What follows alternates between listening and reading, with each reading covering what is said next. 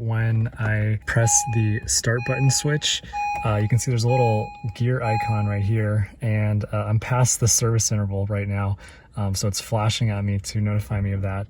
So the way we're going to clear this is you just keep on pushing this little stick thing until we get to the screen where it tells us about the service history. This is how often you should be changing your oil.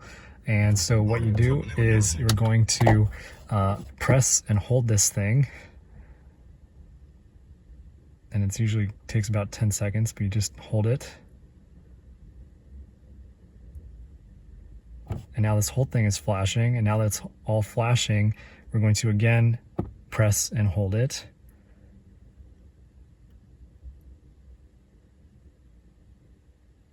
And now you can see that we are back to 100%. So now we're ready for our next oil interval. So now that we've replaced the oil, we've reset it in the car's computer.